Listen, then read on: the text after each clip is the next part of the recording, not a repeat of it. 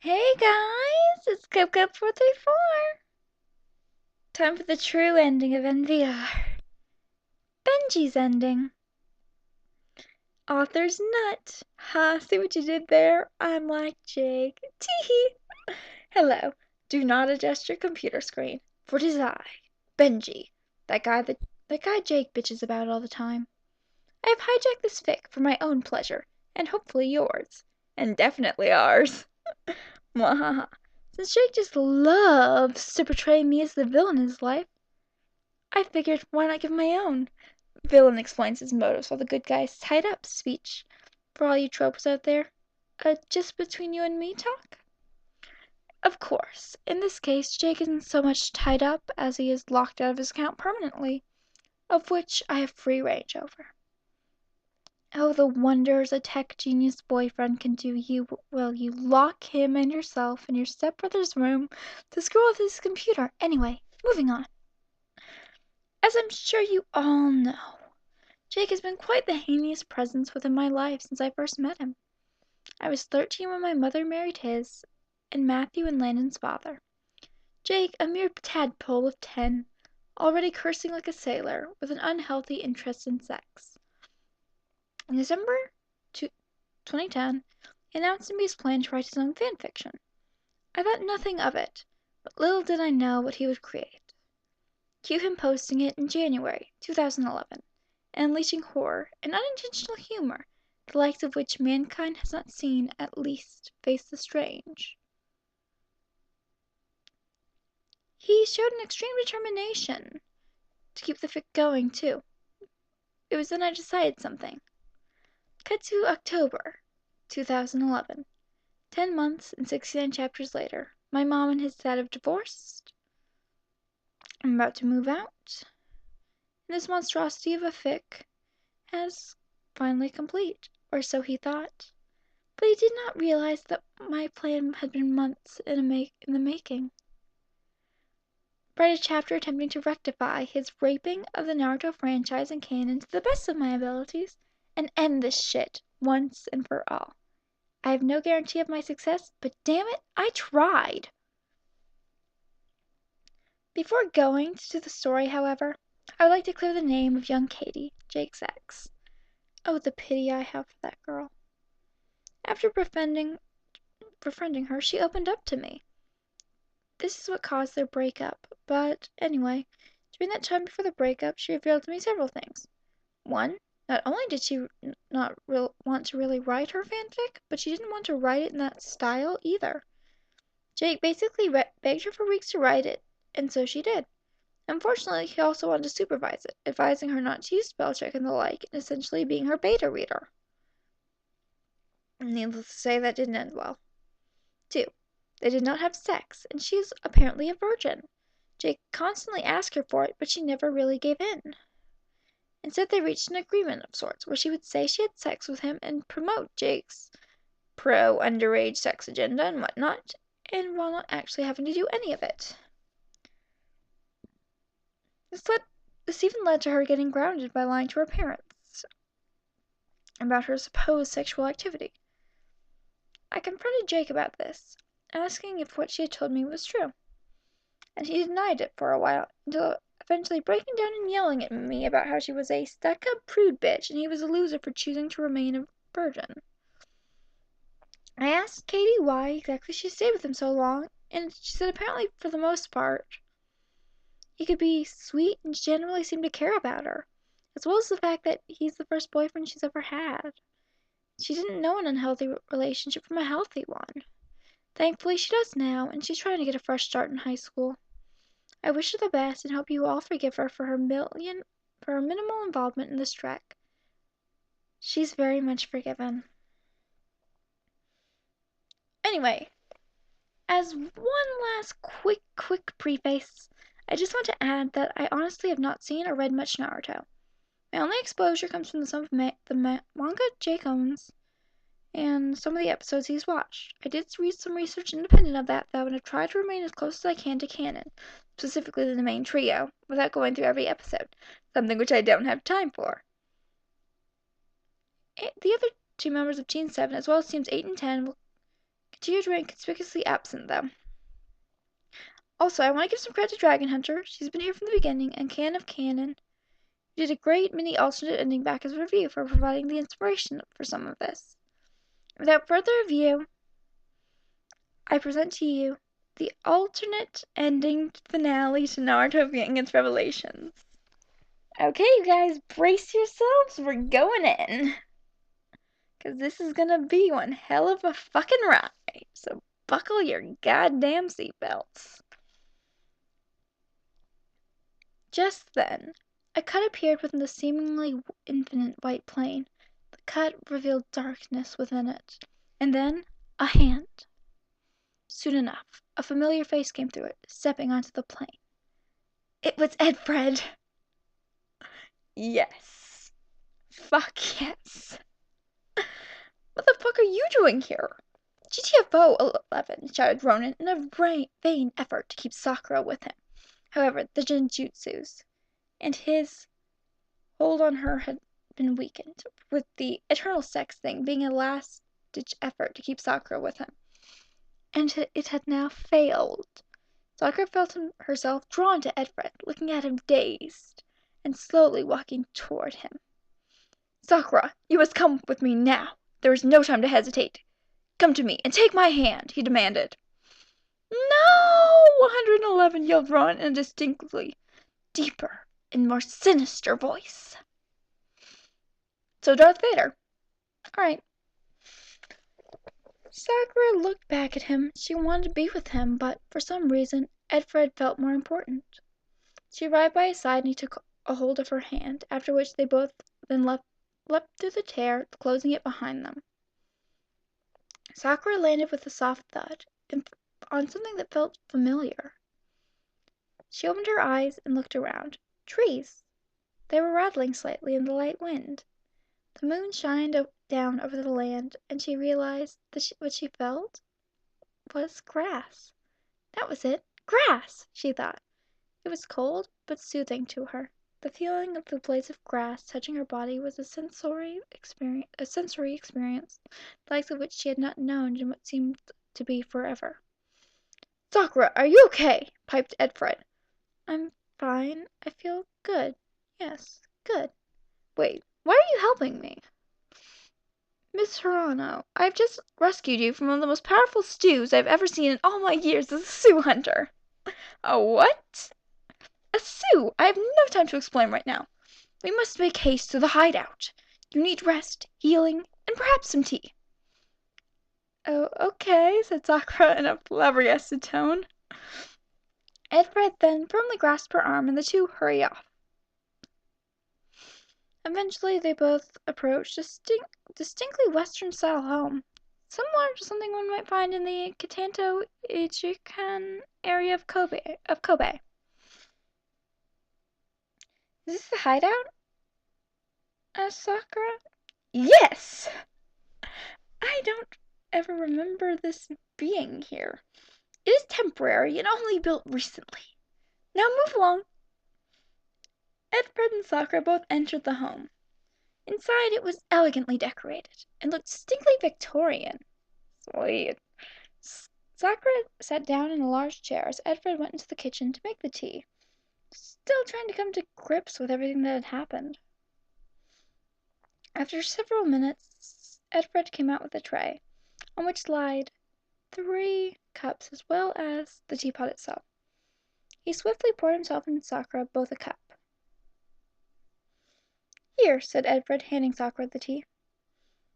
The large ornate living room fireplace crackled in the background as Sakura sipped at her tea. She had not tasted it in so long.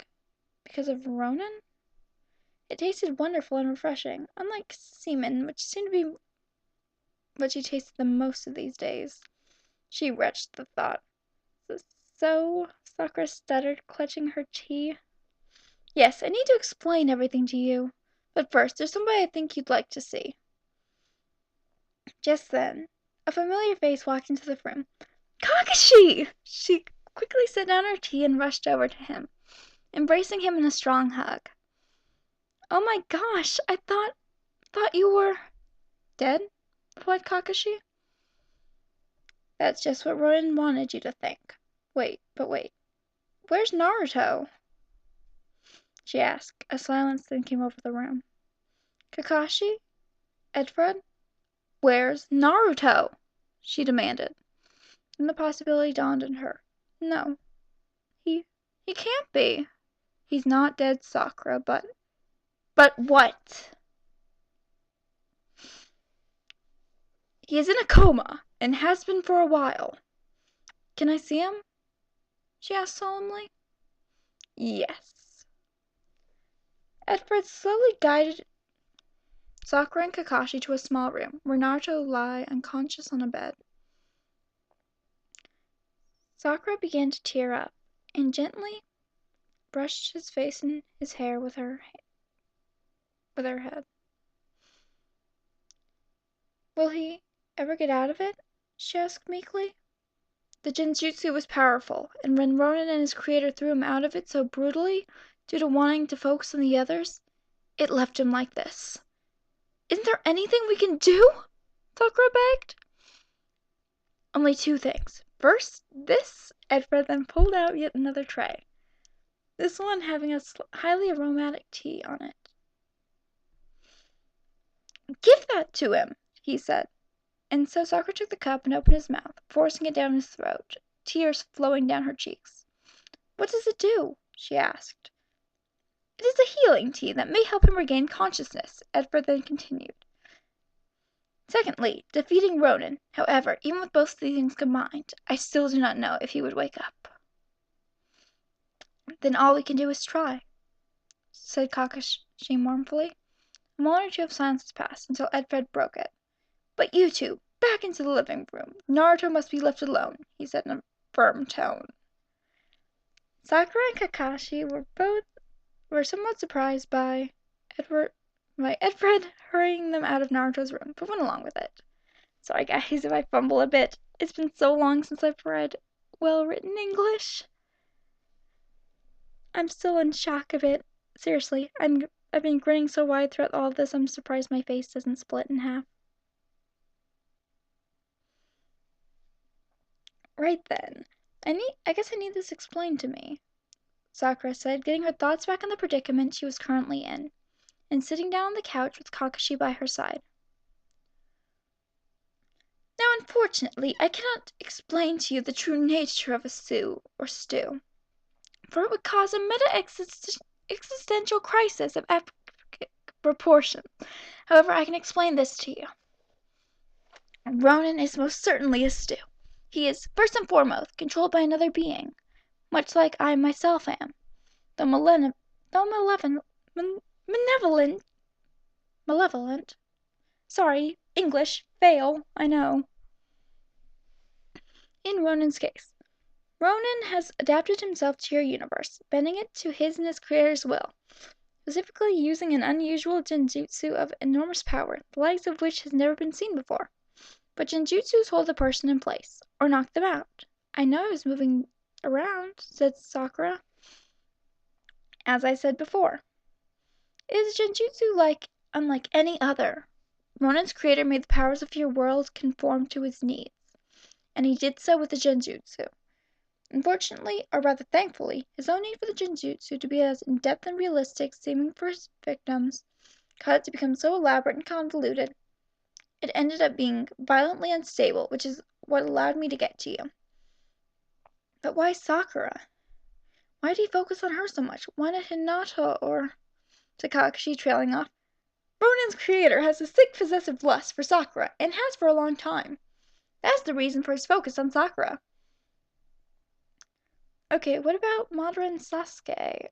Are they still alive? Are the Council and Mandy, Auntie, and Ikash, were any of them real? Or... Slow down! Let me answer your questions. Madara and Sasuke are not deceased. Ronin and his creator simply pushed them out of the genjutsu, making it, to your eyes, look like he killed them. As for the Council and the others, they were merely figments of the genjutsu. But you must understand, Sakura. Ultimately, it is you who must defeat him, not Naruto, not Kakashi, not I. You. Because of Ronan and his creator's perverse fondness for you. You're the only one who can get close enough to him to deliver the final blow. As well, there's only one way to perform said final blow. Edward paused, quickly opening a big trunk by his side, pulling out a large ornate axe. With this, he must be decapitated. This is making me more happy than anything has in a long time. Sakura gulped loudly. You mean, off with his head, Edward declared empathetically. Do you always have to talk like that? Yes, I have a speech disorder called Causlachia permanentis. I cannot help it. Edvard seemed about to cry. Oh, I'm sorry. I didn't mean to offend. It's okay. Moving on, he said in a chipper tone, before attempting to continue, only for Sakura to stop him. Wait, she said. What? Why'd you have to use that axe? I mean, I still don't understand why it has to be me that kills him anyway. Edfred sighed. Sakura, in the case of stews like Ronan, only those that the stew and their creator lusts for the most are the ones with the power to defeat the stew. That axe is intertwined with that. The only person who may wield it is the person whom the stew most desires. Once in hand, the axe binds itself with the user's mind, connecting itself to the false affection the user may feel towards the stew and or the affection from the stew towards the user, and then channels that energy into its power source, so as to deliver a powerful blow to defeat the stew. Make sense? Yeah, I guess. Now, before Sakura can deliver the final blow, we, meaning Kakashi, Musakoka, and myself, shall feed upon Ronan's weaknesses. It's the only way we can weaken him enough for you to kill him once and for all. First, we shall play modern music. Second, Muskoka and I shall passionately make out. I'm sorry if I'm pronouncing the guy's name wrong. I really am, guys. Third, Kakashi shall prepare traditional Japanese dishes that will disgust Ronan. Fourth, well, you know what to do, Sakura. Yeah, she said meekly. But now it is time for rest. Wait, I have one more question, said Sakura. Yes. Why do you talk so complicatedly before, even though you're not really doing it now? Oh, I just did that to fuck with Ronan and his creator. Oh, okay. And with all of that, all four went to sleep, anxiously awaiting the following day. Well, boys and girls, I hope you're enjoying this, because I sure am. This is amazing.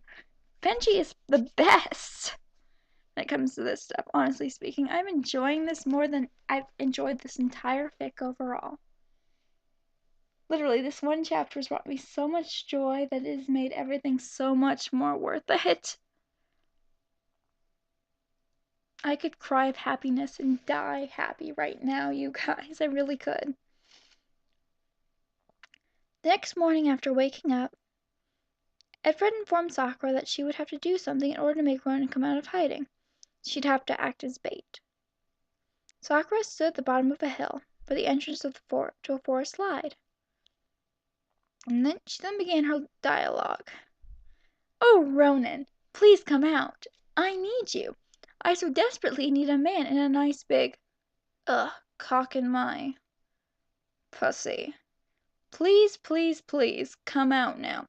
I want to be with you. You're the greatest, most logical man who ever lived. So please, come back to me. Sakura said this in the most deadpan tone possible, clearly displeased with what she was having to say. After several moments, nothing had happened. This isn't working, she whispered harshly to Edfred, who was hiding behind a tree, whilst gritting her teeth. Then she heard a zap. She then saw Ronan running down the hill towards her. Now! She screamed. Ronan's face started to show a look of confusion on it. Hey, asshole! Yelled Kakashi. Ronan stopped in his tracks, only halfway down the hill, and looked towards the entrance of the forest to see Kakashi standing in front of Edfred and Muskoka, both of whom were holding up a very large boombox. Kakashi stepped out of the way. Edward pressed the play button on the stereo. I'm gonna marry the night, won't give up on my life, blared the radio. This is the best song for this. Blared the radio. Ronan began to writhe in pain, trying desperately to plug his ears. Make it stop! Oh, make it stop, 11! He yelped, and tried to run slowly back up the hill. Edward and Muskoka set the stereo on the ground, then told Kakashi to get his large pot of miso ramen ready. She then quickly ran in front of Ronan, stopping him from escaping. They then began to make out. Nee! 11! Screamed Ronan, horrified at the sight of two men passionately making out. The two began to grope at each other, and this then caused one of Ronan's worst fears to come true. Losing his penis. Oh my god. That is beautiful. Mind-blowingly beautiful. Arg, no! He screamed. He could feel his penis disintegrating within his pants. The intense pain of this caused him to tumble backwards down at the hill, landing right in front of Kakashi. Please stop, he begged, his bloodshot eyes filling with tears. You wish. Now open wide. Kakashi looked at him with glee as Muskoka and Edfred came over and forcibly opened Ronan's mouth. Two forcibly opened Ronan's mouth. Sorry there. With his mouth open, Kakashi proceeded to pour the pot of authentic miso ramen straight into Ronan's mouth. Ronan tried to swat them away and make his mouth resist, but was too weak. Ronan could feel his insides burning and bubbling, melting within him. He knew if he did not somehow find a way to escape soon, that he would die. Once finished with the ramen, Kakashi then brought out a smaller pot. This pot containing sukiyaki. Just stop, please, Ronan begged, but to no avail. Kakashi then poured the sukiyaki into Ronan's mouth. Once done with that, he finished off Ronan's meal with some onpan and wagashi.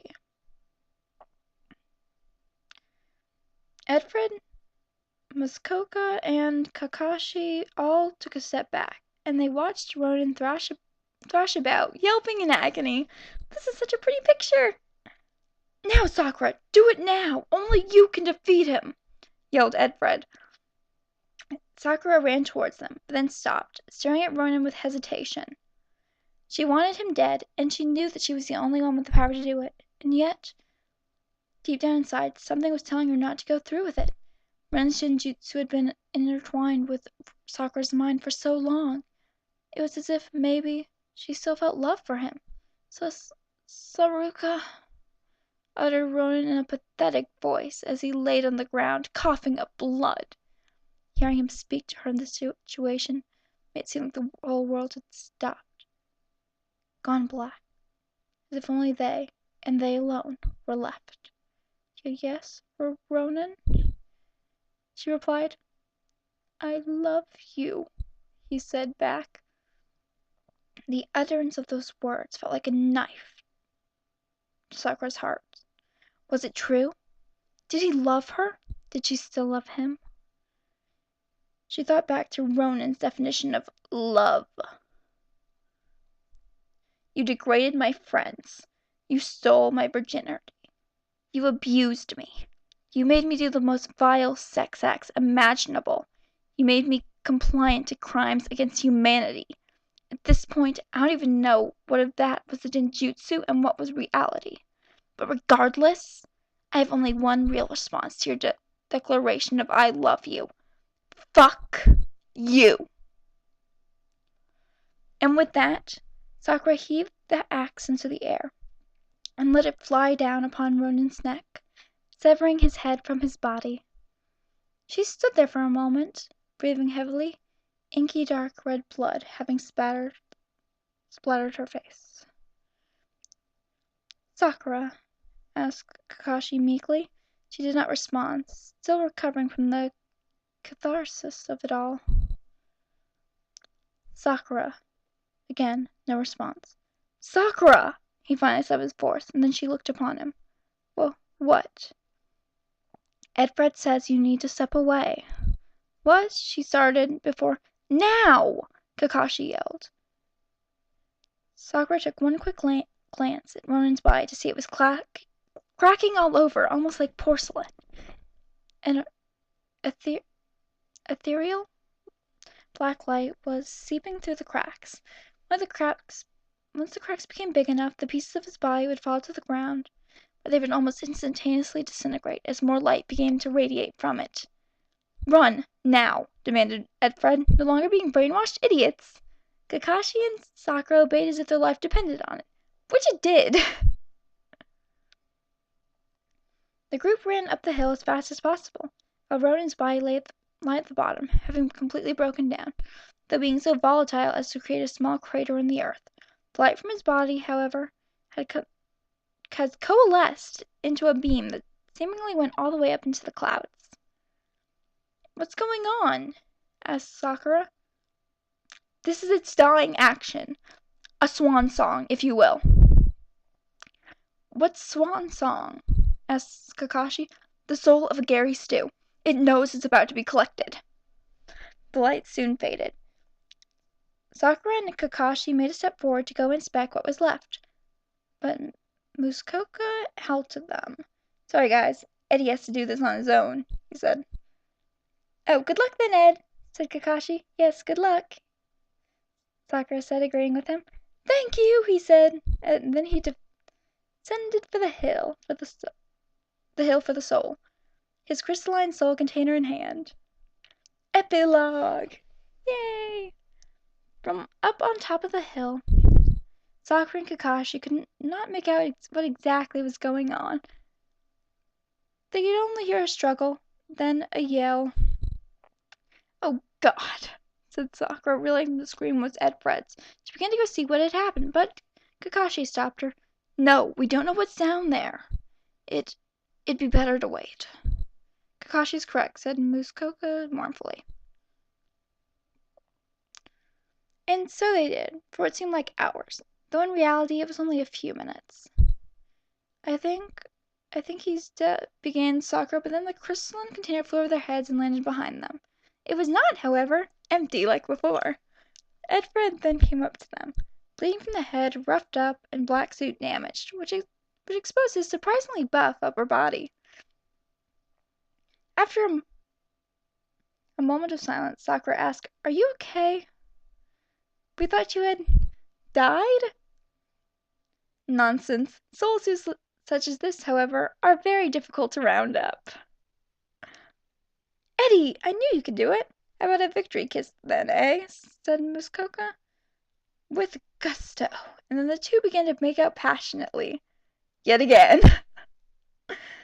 With Sakura and Kakashi looked at the container while Edfred and Muskoka shared their kiss. Inside was a dark floating orb of a similar color to the light Ronen's body had emitted, and around the size of a bowling ball. "A victory kiss from me would be nice, too, you know," interrupted an instantly recognizable voice. "Naruto!" Both Sakura and Kakashi screamed, with Sakura running up and embracing him, giving him the kiss he had so requested. "Oh my God, what had happened to you? I wasn't sure if you were going to make it." "It's okay, Sakura. I'm okay now." "I'm just so glad you're fine," she said. "Me too," said Kakashi. The trio's reunion was then interrupted by Edfred clearing his throat. They looked over to him. "I'm afraid Muskoka and I must be leaving. I wanted to bid you all goodbye." "No, wait!" said Sakura. "Yes? What's going to happen to that?" Sakura said, pointing to the trapped orb. "Ah, yes, most souls can usually be left alone, as they eventually fade. However, in cases such as this one, where the Susol is so powerful, other measures must be taken. This is where Muskoka comes in. Care to explain some more? Sure. Basically, with extremely strong Susols, what we do is take them back to mine and Eddie's home dimension for Su evaluation. And then either A, place them permanently in a high security warehouse, or B, properly destroy them if particularly dangerous. Please tell me his soul's gonna be properly destroyed, not the other. I can't even bear the idea of his soul going on. I mean, he could get loose again. Well, I can assure you, it would be highly unlikely that he would escape. But we also most likely take the second measure. How do you properly destroy a Suso?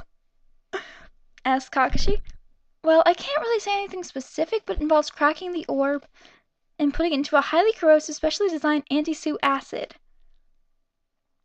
But what about but what about that creator guys you and Edfred mentioned? What about him? If he created Ronin, couldn't he just rebuild him or something? Asked Sakura. That's been taken care of. How? She asked again. I can't say. Metacrisis, remember? Oh yeah. Oh yeah, that, well, what? Then Edward cleared his throat, clearly trying to stop the conversation. Yes, Eddie? Asked Muskoka. I don't want to be rude, but we really do need to vacate this dimension. They're expecting us back soon. Muskoka then checked his watch. Damn, you're right. Edward then brought out a large knife and seemingly cut into the fabric of reality, with a blue-white light emanating from the tear. Wait, again, said Sakura. Ah, yes! Edward responded in a rude manner. Well, it's just that, thanks. I mean, really, thank you so much for everything you guys have done. We'll miss both of you, said Sakura.